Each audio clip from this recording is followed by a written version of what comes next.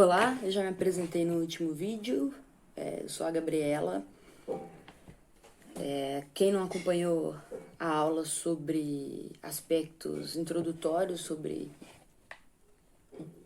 pena, punição e cárcere, né? Eu recomendo que dê uma olhadinha no último vídeo. Nessa videoaula, antes de avançar sobre essa, eu vou retomar algumas coisas que eu trabalhei lá, principalmente a questão do direito enquanto ideologia. A noção de ideologia eu vou precisar muito dela, né? O tema da videoaula de hoje é Origens e Sentidos do Sistema Penal Brasileiro, da colonização à modernização conservadora. Então eu trabalho muito com a questão da ideologia. Também vou fazer remissão a algumas coisas que eu já discuti lá, né? Alguns traços genéricos que a gente já percebeu, já debateu lá, sobre o desenvolvimento do capitalismo e a mediação jurídica, né? Se valendo aí da violência extraeconômica na administração dos conflitos sociais e aí a forja de novas individualidades através da disciplina. Então, como eu falei um pouquinho disso lá, é óbvio, tendo como parâmetro a questão europeia, talvez seja interessante, se você não está aí vendo tudo em ordem, dar uma olhadinha lá, porque eu não vou fazer aquela reflexão tão ontologia para lá, ontologia para cá, modo de produção para lá, modo de produção para cá, igual foi aquela última aula, não. Na aula de hoje eu vou atacar direto o caso brasileiro. Bom, como é que eu pretendo dividir essa videoaula de hoje? Primeiro, assim, o que tem de... A última aula também depois eu percebi, eu fui falando, e às vezes não ficou tão amarradinho com as referências teóricas. As referências, os textos dessa aula de hoje, eu vou ficar mais coladinho com eles, até porque também é o tema que eu desenvolvi no meu trabalho de conclusão de curso, então é a parte mais ampla desse trabalho, então fica mais fácil, tá mais fresco na minha cabeça também. Eu vou me guiar por ele, tá? Não é porque eu sou muito bonita ou porque o trabalho ficou muito bom, não é nada disso, não. Eu acho que ali tá pelo menos didático, sabe? Trabalhar com esse tema que tem muita referência historiográfica. Então, para não precisar de botar tudo que eu mastiguei ali, na referência aqui, né, na nossa ementa, eu acho que se guiar por ali pode ir direitinho em tudo que eu vou falando por aqui, tá? Não é porque, nossa, que trabalho brilhante, né? Não é vaidade, não, tá bom? Inclusive tem coisa lá que, nossa senhora, tem até vergonha, preciso revisitar, confundir. Tem uma parte no final do trabalho que eu confundo mais-valia absoluta com mais-valia relativa. Meu Deus, não, assim, merece ser revisitado esse trabalho. Alerta quem for ler, essa parte específica pode amassar e jogar fora, o restante, a parte historiográfica, pode revistar com tranquilidade. Tem muito material, né? Criminologia brasileira, historiografia do sistema carcerário brasileiro, muito bom, né? Tem aí trabalhos muito relevantes que eu fiquei muito feliz, né, de ver a qualidade dos trabalhos, quando eu fiz esse trabalho lá em 2017. Bom, feita essas breves considerações, como é que eu vou dividir essa aula? Primeiro nós vamos falar da teoria da via colonial. Entendida a teoria da via colonial, eu vou brevemente fazer um retrospecto histórico. Por quê? Não é pertinente a gente ficar fazendo igual quem é do meio jurídico está acostumado com isso. Vai pegar um artigo sobre qualquer tema, você está lá debatendo microempreendedor individual. Aí você vai lá procurar um artigo jurídico na internet. Aí o cara começa falando do Código de Hammurabi. Aí ele começa assim, aspectos históricos do direito empresarial. Aí vai lá, Código de Hammurabi. Não é essa palhaçada não, esse apêndice histórico meramente assim, uma cronologia aleatória, não é por causa disso, muito pelo contrário, a gente precisa ir demonstrando a processualidade histórica, a gente ir mostrando assim, geneticamente, onde que estavam os traços no desenvolvimento econômico, onde que estão os traços no desenvolvimento histórico, social, né, do capitalismo brasileiro, que foram criando as condições de possibilidade para a gente explicar o fenômeno que a gente está estudando, no caso aqui o sistema penal brasileiro, direito brasileiro, né? E aí, na aula de hoje, eu vou chegar só até o período de consolidação industrial, né? Depois a gente vai ter aí um outro estudo, a gente vai avançar sobre o período da ditadura empresarial militar, tentar chegar mais perto da contemporaneidade. Mas eu vou parar ali, década de 40, chegando perto da década de 50. Por quê? Porque é um período crucial para entender a história brasileira. Quem não revisita esse período não tem condição de fazer análise nenhuma sobre o Brasil, nem quer que fala de Bolsonaro e não voltar lá atrás para entender o que aconteceu. Muito dificilmente vai conseguir, porque é um momento decisivo do desenvolvimento do capitalismo no Brasil. E como a gente viu, se eu quero estudar qualquer fenômeno que seja um fenômeno assim, ideológico, como no nosso caso aqui, a gente está estudando direito, né? Direito penal. Eu preciso entender o modo de produção, eu preciso entender o fundamento material em que relações sociais, materiais, como tem se produzido, como se produz a vida em sociedade nesse país, de modo que essa mediação, essa ideologia pode existir quanto tal, né? Ali, né? Como se deu a gênese dessa ideologia, dessas formas de consciência. Se eu estou estudando pensamento jurídico, se eu estou estudando pensamento de um autor, se eu estou estudando pensamento de massa, se eu estou estudando uma determinada concepção de mundo, eu preciso entender o chão que essa concepção de mundo tá, né, que essa cabeça tá pensando. E eu preciso voltar lá atrás, obviamente, eu preciso ver o processo histórico, né, que em meio ao qual todas as determinações que criaram as condições de possibilidade dessa forma de pensamento existir, eu preciso rastrear isso. Senão eu não estou fazendo uma pesquisa completa. Eu preciso rastrear a determinação histórica do pensamento, né? Perdão, a determinação social desse pensamento. Então, isso é importante, isso é obrigatório quando eu estou estudando fenômeno ideológico, né? Não tem como não fazer isso. Então não é um capricho nosso. Assim. Então eu não vou começar a falar aqui das ordenações filipinas, porque, nossa, para demonstrar assim, não é tô fazendo uma enciclopédia, uma curiosidades históricas, fofocas históricas de Dom João VI. Não é isso, sabe? É inclusive demonstrar como num período anterior certas coisas nem fazem sentido, né? Como no momento posterior em que as forças produtivas, né, particulares do capital já estão postas, como vai ganhar outro significado, como vai aparecer completamente diferente, exercendo outra função. Bom, vamos lá então. Teoria da via colonial, né?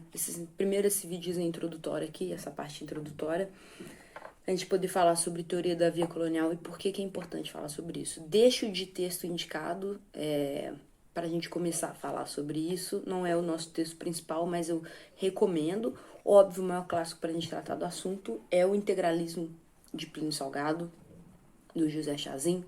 Deixei em textos mais mastigados aí, artigos menores do professor Yosemir Passo Cunha, aqui da Federal de Juiz de Fora. Acho que ele são mais didáticos, né? E vão mais direto ao ponto, inclusive já trabalhando com a questão relativa ao direito e desenvolvimento do direito aí na via colonial. Então, por que a gente precisa passar por esse assunto?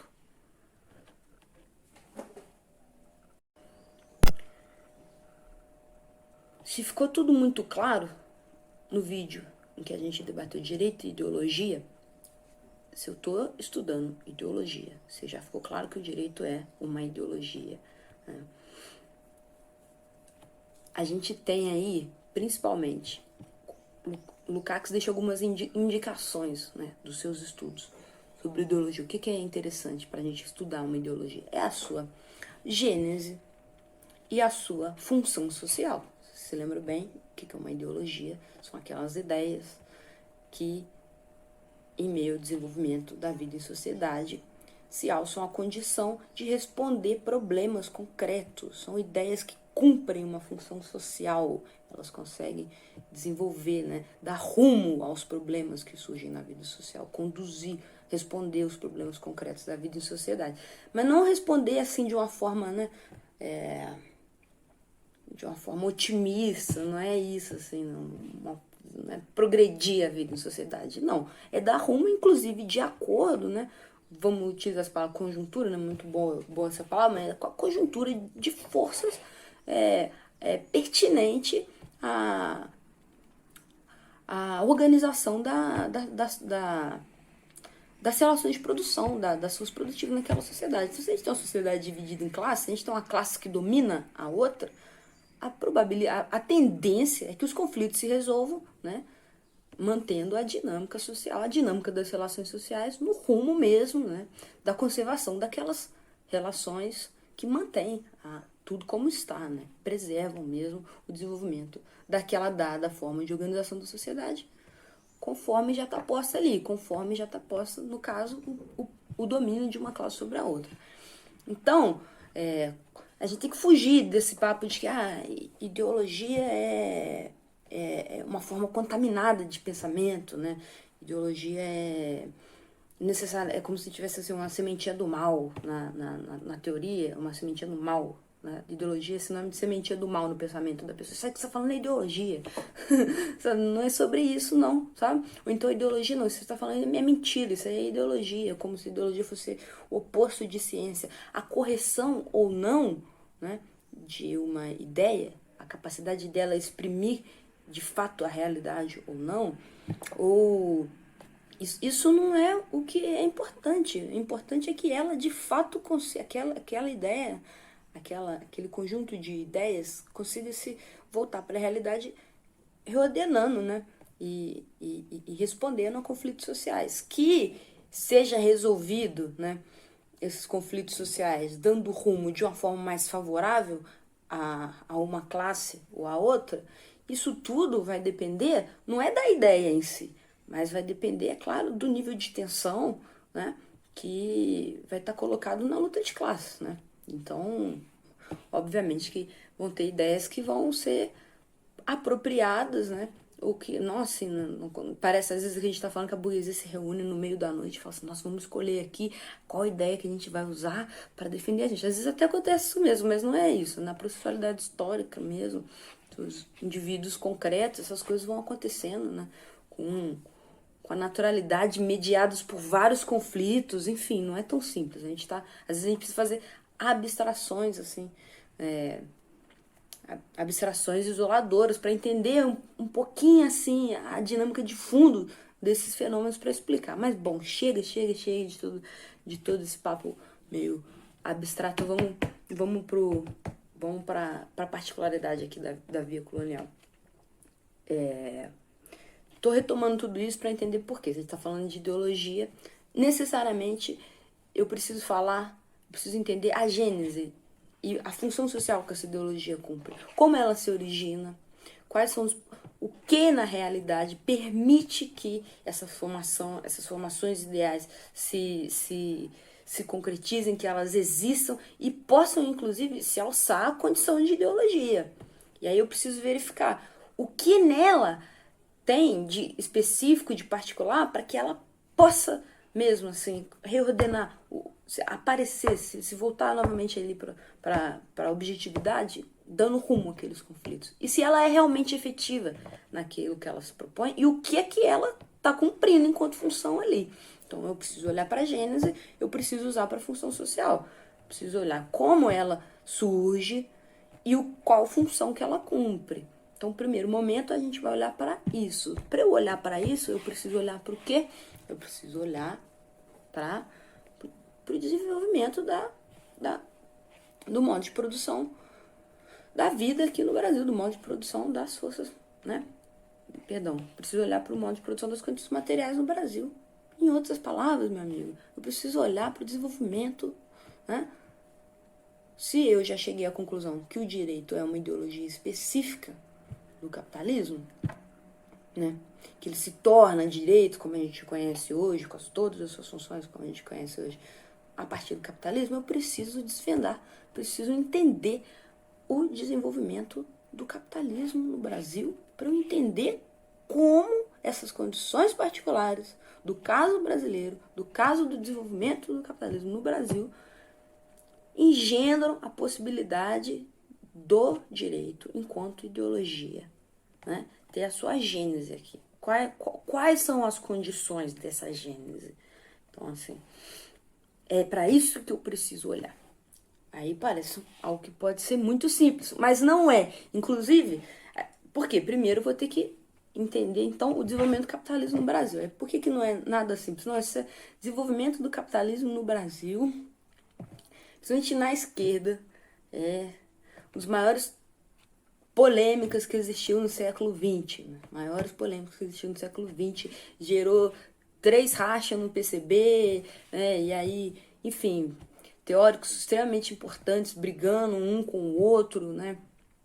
Por quê? Porque a gente vai voltar, quem viu outro vídeo vai se lembrar que a gente falou um pouco sobre aplicação, né, mecânica do marxismo, economicismo, sim, por parte de quem se reivindicava, né, comunista, marxista, fazer uma transposição mecânica do que o Marx estava falando sobre França e Inglaterra, e querer aplicar aquilo aqui na realidade brasileira, por exemplo. Então, era muito comum, ao longo do século XX, por exemplo, a gente ter pensadores que falavam que o Brasil era feudal, né? Semi-feudal, e precisaria, portanto, fazer uma revolução democrática, popular, precisaria se aliar com setores da burguesia progressista, porque não tinha capitalismo no Brasil ainda. Então a gente precisava ter primeiro capitalismo no Brasil para depois ser uma revolução socialista, né? Então, assim, no meio dessa salada teórica esquisita, essa aplicação mecânica do marxismo, também muito contaminada por análises equivocadas da própria Terceira Internacional, né? Influenciada aí por uma leitura meio bagunçada também, né? Do próprio Partido Comunista lá na União Soviética.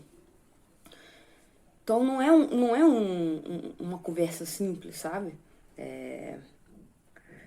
E outras motes de análise vão colocar tudo num tom muito politicizante, né? Então a gente vai fazer uma análise histórica e aí vai ser assim, a figura do Getúlio Vargas como um líder, vai até usar esses termos, né? Totalitarista, tudo isso daí, e que acaba perdendo mesmo, sabe, os nervos fundamentais para a gente explicar a questão. Então, a teoria da via colonial, ela é muito importante, assim como outros também, sabe, eu respeito muito a teoria marxista da dependência também, mas aqui eu vou falar do que eu adoto mesmo, que é a teoria da via colonial, porque ela se preocupa em entendendo que há determinações centrais no modo de produção capitalista, então tem questões que são genéricas, né? A extração de mais valor, isso é genérico, né? Isso é algo que vai ter em qualquer formação do capitalismo industrial, principalmente agora. Então, assim, aprender com os casos clássicos é muito importante, mas enfiar as categorias específicas do caso clássico em qualquer lugar não é possível, né? Eu preciso perceber, e por isso eu acho muito rico, né, na investigação do Chazin, que é quem primeiro, né, desenvolve de forma mais... Se atribui a ele, né, o desenvolvimento da teoria da via colonial, mas ele é um leitor do Caio Prado Júnior, né? É alguém muito preocupado mesmo. Inclusive polemizou muito com os seus contemporâneos a respeito disso, né? Do desenvolvimento particular do Brasil. Por que a gente fala de via colonial aí, né? É costume de se chamar via clássica do desenvolvimento do capitalismo, o caso inglês, o caso francês, por exemplo, a via prussiana, né, que é o capitalismo tardio, o desenvolvimento do capitalismo na Alemanha. Isso já é um estudo que quem desenvolveu foi Lenin, percebendo que de fato a realidade alemã também não podia se acoplar mecanicamente às categorias do caso inglês, né? Tudo que aconteceu ali na Inglaterra, tudo que aconteceu na França, não podia analisar olhando para lá, tinha que olhar para o caso específico alemão, um capitalismo tardio, né? E, ciente dessas particularidades, Chazin olha para a realidade brasileira. O que a gente precisa levar de lição disso? Então já recomendei aqui o que deve ser lido a respeito, né? Só uma coisa que eu acho muito interessante, né? Entender o porquê que o Chazin está estudando a via colonial,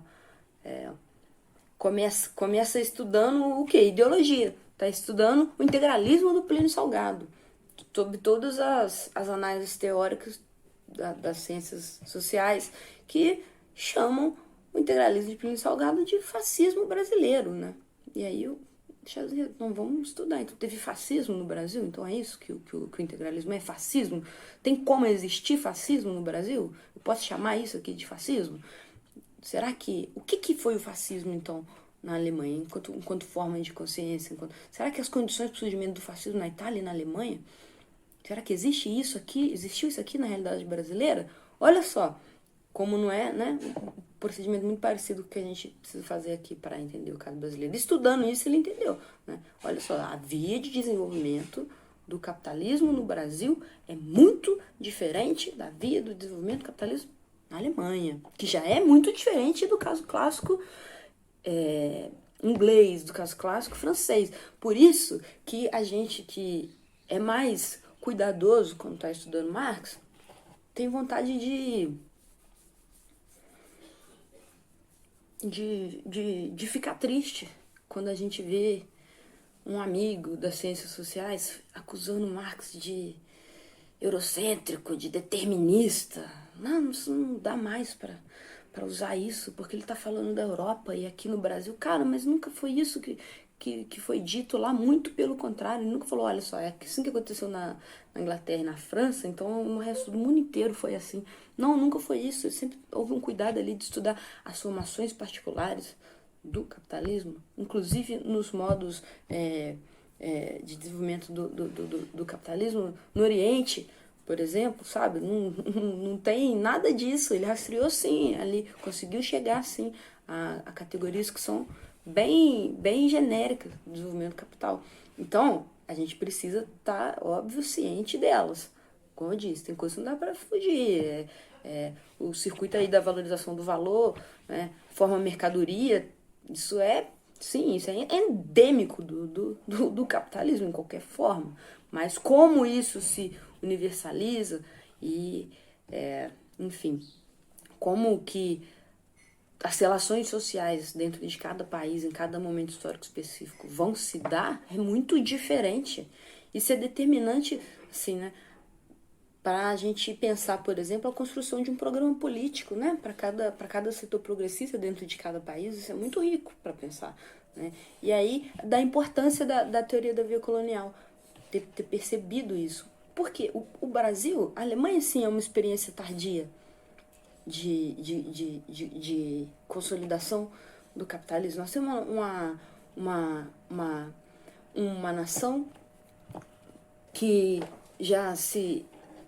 quando encontra o seu desenvolvimento industrial, já chega num cenário internacional em que o capitalismo já está consolidado, em que já há outras potências mundiais, o mercado mundial já existe, né? Tem uma aristocracia ligada ainda à terra, ligada, né, a formas retrógradas ainda de formas econômicas do passado. Tem sim uma burguesia industrial surgindo, mas as duas têm seus conflitos, mas já tem desenvolvido a luta de classe, né, na Europa. Essa já foi uma questão enfrentada no nível ideológico, né? Então, diferente do caso clássico, quem que tem que ser enfrentado não são os resquícios da feudalidade. O inimigo da consolidação, né, das relações de produção, quem tá criando obstáculo ali, as relações de produção, no caso clássico, o desenvolvimento das relações de produção típicas do capitalismo, são sim as relações típicas da feudalidade, é a religiosidade, é toda aquela noção ligada à aristocracia, à nobreza, enfim, tudo que vem atrelado àquilo. No caso clássico, no caso da via prussiana, no caso alemão, não é exatamente isso. Há na verdade um pacto entre setores, eles brigam entre si, têm seus conflitos, mas a gente o mundo já viveu uma série de conflitos, né, da classe dominante, tendo que se afirmar contra a classe verdadeiramente explorada, né? Então as pretensões de universalidade já podem ser colocadas de lado. Então os processos pretensamente democráticos já não estão no foco. A forma política, né, já pode ser um pouco mais, já tende a ser um pouco mais violenta, não é tão, não são processos que se pretendem democráticos e pacíficos, não tem toda aquela preocupação com aquela estética, vamos dizer assim, dos direitos do homem e do cidadão, como na Revolução Francesa, não tem muito isso não, sabe? E o que precisa, e assim, isso tudo a gente debatendo assim, né? As mediações sociais para engendramento, né? Dessa nova ordem social burguesa. Mas para além disso, a gente também está falando, a gente também precisa falar do que é acionado como um mecanismo mesmo de desenvolvimento das forças produtivas, desenvolvimento da industrialização na Alemanha, né? Tem Inglaterra e França 200 anos, 300 anos de desenvolvimento de força produtiva, né? Vai, capitalismo mercantil, todo aquele processo, né? Desenvolvimento da manufatura, tudo no seu ritmo mais ou menos natural, né? E ali na Alemanha não, cara, esse capitalismo já está consolidado lá. E eu preciso competir com esses caras. Então eu preciso que é chicote no lombo. E aí é isso que está na base, por exemplo, né? De todos esses conflitos sociais que a gente vai ter, que vão combinar na Primeira Guerra Mundial e depois na Segunda Guerra Mundial. Então uma burguesia nervosa, com sangue no olho, que não mede força para espoliar o seu proletariado, né, em termos de produtividade, e o que precisa lançar a mão de desenvolvimento, inclusive tecnológico. Então, mais-valia relativa, a gente lança a mão aqui, desenvolve tecnologicamente o país, e ao mesmo tempo também não poupa esforço, né, para readequar todo o cotidiano da força de trabalho ao máximo, uma individualidade voltada para pleno vapor do trabalho, pleno vapor do trabalho. É tudo sobre isso, é trabalho, trabalho, trabalho, extrair, ter mais valia, né? Extrair mais valor até não poder mais, né? De forma frenética mesmo.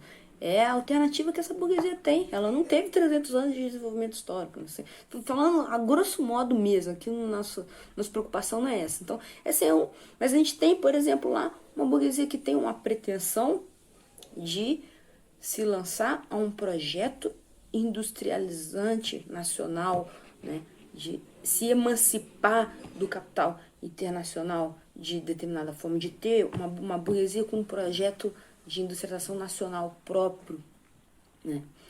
Isso tem no caso prussiano. Isso não tem no caso brasileiro. Isso é só mais uma das coisas que não tem no caso brasileiro. Nossa, isso tem que tomar muito cuidado para falar, porque a gente faz, né, pessoas mal intencionadas ou falam, nossa, você tá fazendo um elogio. Que elogio nada, eu tô falando aqui que era chicote no lombo, exploração do trabalhador. Isso aqui acaba no fascismo, né? Então, isso, né, tô falando a ausência desse projeto de emancipação do capital, de uma burguesia com um projeto de emancipação do capital nacional frente, né,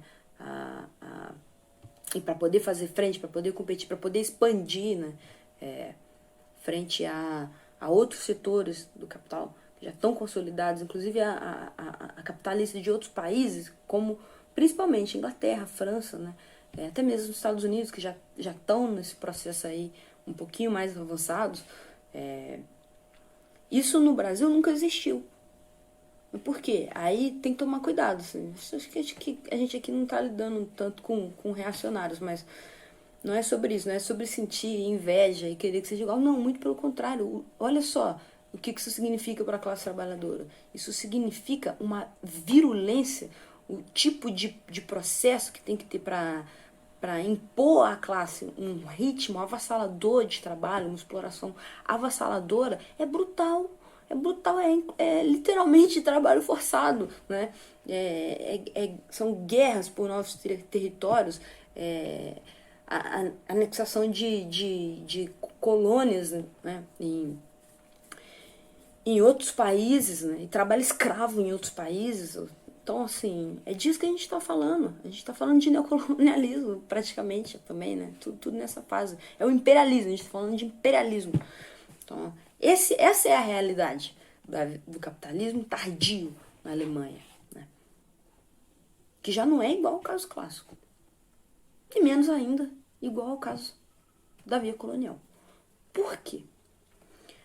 Tem que levar em conta o momento, quando a gente fala assim, aqui é um capitalismo hipertardio. Sim, é um capitalismo hipertardio, mas é só o momento histórico que faz diferença? Não, porque também é um capitalismo atrófico. Um capitalismo que, na sua Constituição, está ali implícita a questão da economia colonial. Isso não pode ser perdido de vista. Esse é o traço específico do capitalismo brasileiro e que vai ser determinante para entender todo o desenvolvimento do capitalismo no país. Então, a gente tem aqui um país que consolida, que desenvolve suas forças produtivas sob uma lógica de integração no mercado mundial, sempre de forma subalterna, sempre como colônia. Se a gente analisa os traços sociais nossos, a gente tem aqui dentro uma classe trabalhadora, né, que vai se tornar, né, classe trabalhadora, no termo assim mesmo, proletariado, que é formada por pessoas que foram trazidas, foram arrancadas, violentadas mesmo, né, de outro continente para trabalhar à força aqui, na forma do trabalho escravo, né? Então a gente já tem um país que se integra à dinâmica. Aí nós estamos ainda no momento mercantil, na fase mercantil do desenvolvimento do capitalismo, mas já está integrado de forma subalterna. Quando a gente tem, eu não vou também, já perdi muito tempo aqui de exposição falando sobre a via prussiana, mas para tentar deixar claro o seguinte, todo o desenvolvimento da via colonial aqui, ele traz em si isso, o elemento da colônia, o elemento do país, Brasil, se vir como fonte de matéria-prima e mão de obra barata, né? Essa é a função do Brasil. Essa é a função do Brasil na dinâmica internacional do capital, né? E quando a consolidação do capitalismo industrial, assim permanece, né? E quando há o desenvolvimento industrial aqui, se desenvolve industrialmente, inclusive com o capital internacional, né? Que injeta dinheiro para o desenvolvimento do capital internacional, que é muitas vezes, sim, potências industriais como a Inglaterra. E assim, há uma burguesia nacional, que inclusive é ligada à burguesia agrária exportadora, né? Essas necessidades de modernização estão muito interligadas aqui. Então, não houve, embora na história do país se tem, sim, interesses conflitantes em dados momentos entre industriais e a burguesia agrária exportadora, né? Pelo que eu falei, praticamente tá todo mundo no mesmo barco. Não, tem interesse conflitante, sim, em vários momentos, né? Isso fica evidente na transição da República, né? Isso é evidente. E o que essa transição da República justamente vai marcar? Justamente vai marcar o período dos albores da industrialização no Brasil, né? Ali a gente está decretando o início do fim, né? Ali é o início do fim. O início do fim daquela era mesmo de Brasil completamente agrário. Brasil completamente dependente dessa economia que é só agrária exportadora. E começa a ter o ritmo da urbanização, o ritmo da vida urbana, o ritmo da vida industrial, a formação da classe trabalhadora. A gente nunca pode esquecer, quando a gente fala de Brasil República, né? Você assinar um papel para transformar isso aqui em República é o de menos, né? O pessoal do direito ama isso, né? A Constituição de 1891. Não, gente. E aí também os movimentos sociais vão, às vezes, pegar como data simbólica a questão da abolição também. O que é mais simbólico disso é entender o que significa isso para a Constituição, para o desenvolvimento do capitalismo no Brasil. Eu estou decretando formalmente, gente, a universalização do trabalho assalariado no Brasil, cara. É isso que eu estou decretando ali. A maior contingente de populacional que existia, que estava ligado a essa forma de trabalho, que é do trabalho ligado à terra, que é mesmo do uso colonial, da exploração escravocrata, tá recebendo formalmente, né? Formalmente ela tá sendo extinta. E tá sendo dado aí com isso um dos passos mais relevantes, né, para que o Brasil avance no seu sentido, no sentido do desenvolvimento do seu capitalismo, mas ao seu modo particular de ser, né? No sentido do seu modo particular de ser. E posteriormente, mas esse momento ele é muito relevante, mas quando que nós vamos ter de fato, né? Qual que é o momento mais expressivo do ponto de vista da identificação do capitalismo industrial do Brasil? É a década de 30 e 40. A expressão política disso é o governo Vargas. Que ali você vai ter mesmo, né? Assim, em termos mesmo de finanças, quando a economia industrial ultrapassa a economia agrária exportadora, ainda não é na década de 40, é alguns anos depois dali. Mas, em termos de toda a modificação da realidade brasileira, do Estado brasileiro, de começar a agir mesmo, de tudo, começar a gerar em torno, né, dessa questão específica da industrialização do Brasil, é de fato a década de 30 e 40. Ali é o momento de identificação. Ali o jogo virou, sabe? Ali o jogo virou.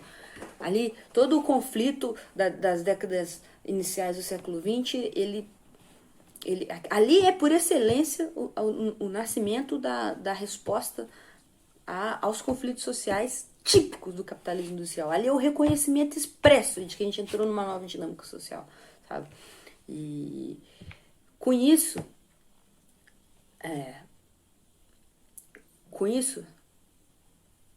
a gente pode avançar, assim, falando de forma muito corrida, né? Mas por que eu acho, só para finalizar, pra gente poder entrar na questão do direito mesmo, falei,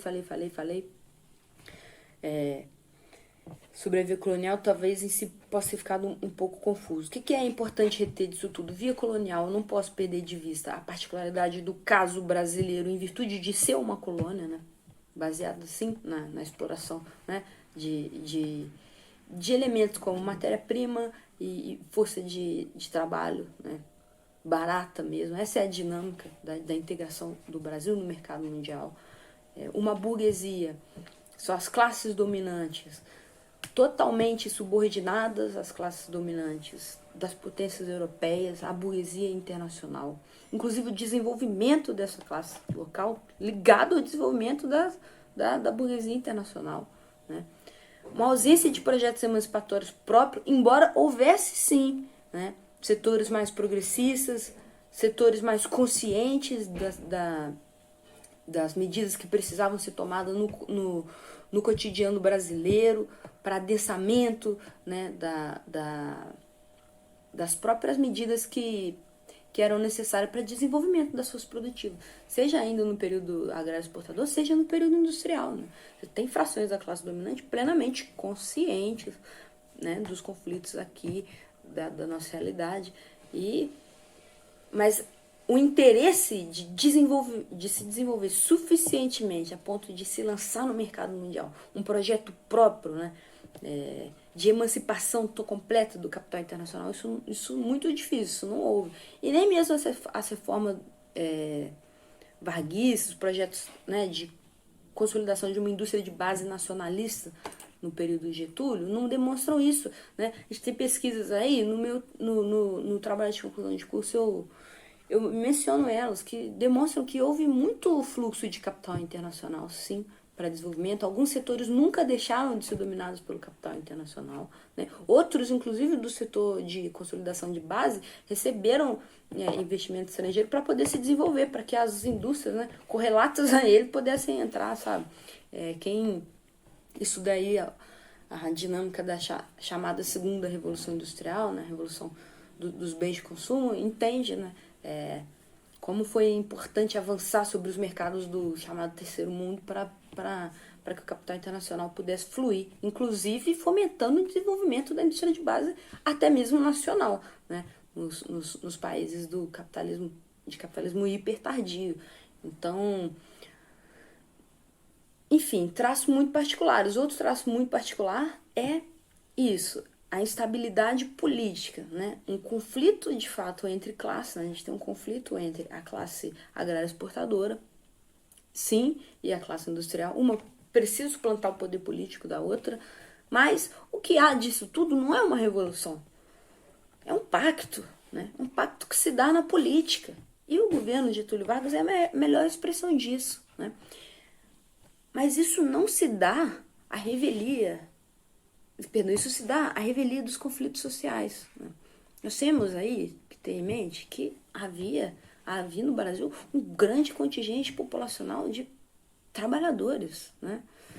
Principalmente aí depois da abolição formal do trabalho escravo, né? Você tem esses trabalhadores liberados dessa condição do trabalho escravo, jogados, né, nessa nova sociabilidade do trabalho assalariado. É o caldeirão do inferno.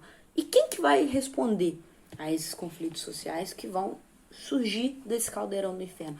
Qual vai ser a mediação social acionada para responder esses conflitos sociais? Aqui a gente entra no papel da política, no papel do direito. Especificamente a gente vai tentar, assim, o que eu cheguei à conclusão é que o direito, né, os direitos sociais, mas também o direito na sua forma aí, né, da questão da violência extraeconômica, que a gente tem chamado de direito penal, cumpre um papel muito importante para dar rumo, para, enquanto ideologia, responder a esses conflitos sociais. Mas da mesma forma que no caso europeu, com a mesma potência? Não. Por quê e como? Aí é isso que cabe a gente tentar responder. Bom, então, o que a gente precisa começar a explicar? O desenvolvimento dos sistemas punitivos no Brasil colônia, a lógica que ele não tem uma lógica própria, né? Não vai ter, a gente não vai explicar por ele mesmo. Ou não vai fazer assim uma análise das punições. Gente, antes era a pena do degredo e de galés e a pena de morte. Aí depois a gente passou a ter só degredo e galés. E depois a gente passou a ter a pena de privação de liberdade. E depois... Não é assim que explica isso. Tá? A gente tem que entender qual...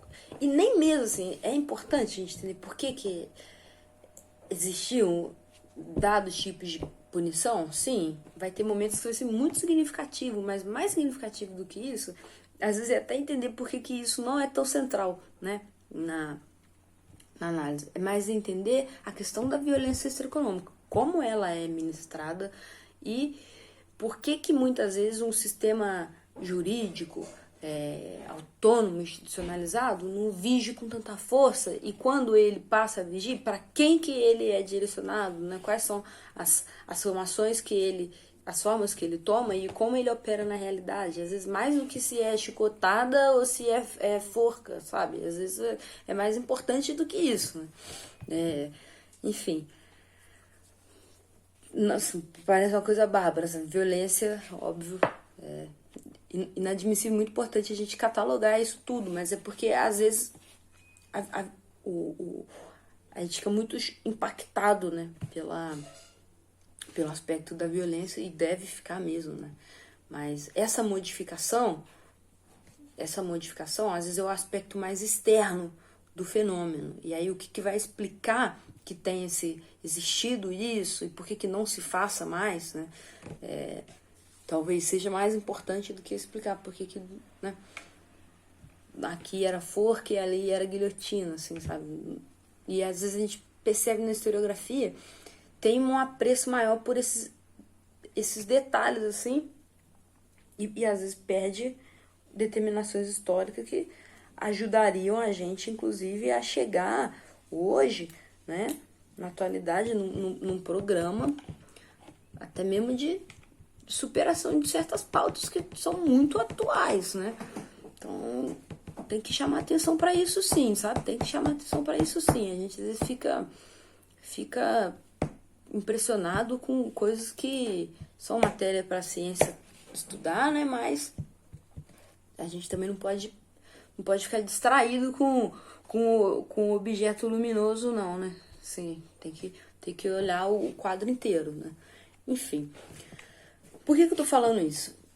A gente tem, por exemplo, quer ver? Vou citar um exemplo. Começa a analisar a ocupação portuguesa no Brasil, início ali, 1500, né? Você vai ver que não tem documentos, assim, extensos, você não vai ver que a questão ali não é tudo essa. E se você pegar os que tem, você vai ver que tem uma preocupação ali em regrar mesmo até a sexualidade das pessoas na colônia. Aí eu vou ficar, nossa, ai meu Deus, cotidiano, gênero, repressão e cotidiano no Brasil colônia. Não, cara, tá, beleza, isso é um aspecto muito interessante de ser estudado também. Mas o que ali me interessa muito ver?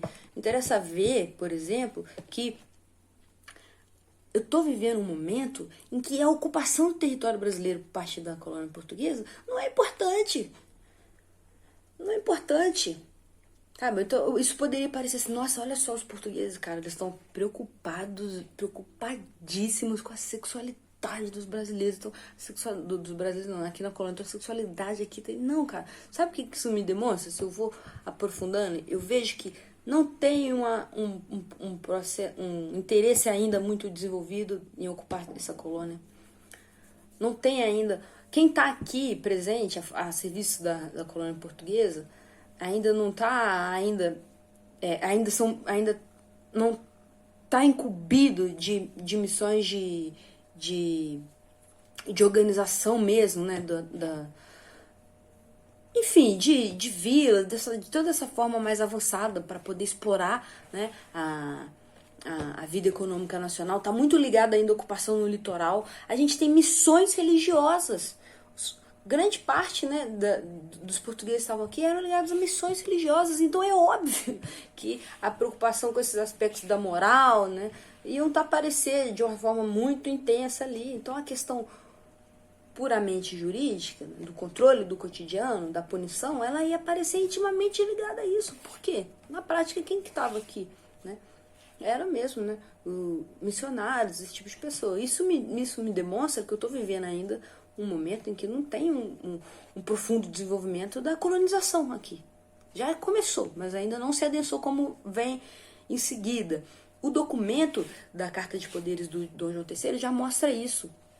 Já é um passo adiante na colonização. Passo adiante e não no sentido positivo, né? Deus me perdoe o massacre das nações indígenas e tudo de ruim que aconteceu. Quer dizer o seguinte, já está avançado o processo falando Deus que me perdoe, né? Eu sou, nem sou religiosa, assim, muito pelo contrário, até pedir desculpa. Enfim, a gente tem um momento posterior em que já se reconhece, por exemplo, através desse documento, né, da Carta de Poderes, eu consigo ver, por exemplo, Portugal já sabe muito bem que existem classes muito distintas aqui. Eu prescrevo punição, aí sim a punição me ajuda a entender o cotidiano do Brasil colônia. A punição aqui, olha só, tem pena de morte, tem degredo, tem galé. Mas e daí? O que eu faço com isso? E o que isso me ajuda a entender da realidade? É a punição por ela mesma? Gente, isso não serve para nada. Eu preciso entender o seguinte: se eu tô vendo que essa punição tá direcionada para escravos, gentios, né, que é a forma como se refere aí aos integrantes das nações indígenas e aos que eles chamam de peões, que são os homens livres, né, pobres, e tem pena de morte para esses, mas as pessoas que eles chamam de maior qualidade é degredo e penas pecuniárias, eu sei que tem um tratamento muito distinto para as classes. Portugal já reconhece tranquilamente que existem classes diferentes que precisam ser tratadas de forma diferente, né? Tá relegando todo o poder para representante da coroa aqui na matéria do civil e do crime. Olha só, já é uma fase maior o quê? De aprofundamento do projeto colonial no país. Mas o que eu não posso... O que é mais interessante? Eu não vou ficar aqui contando essas 1001 curiosidades, né? Direito Penal Brasileiro, volume 2. Esse é o livro para conhecer, assim, né? eu achei um dos livros que eu uso bastante. É a parte do Nilo Batista, se não me engano, no livro. Enfim, é Nilo Batista falando, esse livro é clássico, né? Tem outros livros também que eu utilizo muito, História dos Prisioneiros no Brasil, volume 1 e volume 2 também, para quem tiver mais curiosidade, assim, com informações, né? Assim, qual a lei tal, assim, vou tentar, no texto você tá tudo lá bonitinho, a gente não vai ficar tão exemplificando nessa parte aí do Brasil colônia, não. Porque que interessa da gente perceber aqui? Principalmente no maior período, né, no período do Império todo, é o quê? A dificuldade de se centralizar a questão do direito no Brasil. Óbvio que vai existir sim, vão existir sim momentos em que as ordenações filipinas são um exemplo disso, sabe? Mas a estabilidade é uma marca desse período, né? Você tem sempre um projeto de colonização que está ligado ao desenvolvimento da agricultura no país e a interiorização. Você tem regionalismos muito marcantes, o contato com a coroa é muito difícil, você tem uma série de modificações na direção mesmo da administração colonial, né? Inclusive disputa com outras nações, né? A questão com os holandeses, por exemplo, é de se entender. Depois você vai ter o ciclo da mineração no país, então é óbvio que vão ter resposta, né, por parte da classe dominante para administrar isso, e todos os conflitos sociais que daí surgem de uma forma mais centralizada. Mas de modo geral, o que é um traço marcante de todo o período imperial? É que a violência extraeconômica ela segue, sim, usos muito descentralizados também, porque a unidade produtiva que tem maior relevância para um país de economia colonial é a fazenda, é o trabalho, né, e que se vale do trabalho escravo. Então, a administração da violência se dá muito ali dentro da unidade produtiva, administrada pelo fazendeiro, contra, né, as pessoas escravizadas que estão ali trabalhando. Daí sim, também a gente pensar que a gente ainda não tem um desenvolvimento de força produtiva. Aliás, a particularidade das forças produtivas coloniais não demanda a centralização de instituições, de estruturas mesmo, assim, como, por exemplo, o capitalismo. Né? A gente não pode fazer essa transposição mecânica, mas é algo que a gente pode pensar que aconteceu, né, na transição da feudalidade para o Estado moderno na Europa. Né? Essa questão do regionalismo, da ausência mesmo, né, seja de uma forma política, de uma forma jurídica mais centralizada, é uma marca que a gente vai acoplar mecanicamente. É lógico que tem várias particularidades, mas é uma lição que fica, assim, pra gente entender. Não tô passando, não pulei 200 anos de história nessa análise, só por preguiça de enfrentar o assunto. Mas é entender, assim, que a marca disso é a descentralização e o porquê, né? Porque, principalmente no que chama a nossa atenção aqui, que é os usos punitivos, a questão da violência extraeconômica, né? Óbvio que essa violência ela é administrada da forma que ela precisa ser administrada. E se isso responde a preceitos legais, universalizantes, isso talvez seja até anacrônico, né? Se a gente passa a pensar que essa questão que baseia, inclusive, né, a aplicação da pena, esse tipo de coisa, é uma realidade após as revoluções burguesas. Então, todo esse período aí que eu pulei lá das ordenações filipinas e vou pular agora pro período perto da independência, não tô falando que isso é irrelevante de ser estudado, não. Isso é muito relevante. Só tô falando assim, não vou me aprofundar muito, mas fica indicações de estudo aí lá no TCC, tá aí mesmo, tá? Não tô abandonando, pulando, não. Quem talvez tenha muito apreço pela história vai ficar abismado. Nossa, como é que tá perdendo a questão da mineração? Não tô falando que é irrelevante, tá, gente? Até pedindo desculpa. Mas para a questão do desenvolvimento do capitalismo brasileiro, talvez o período que circunda ali, principalmente século XIX, é mais importante para a gente.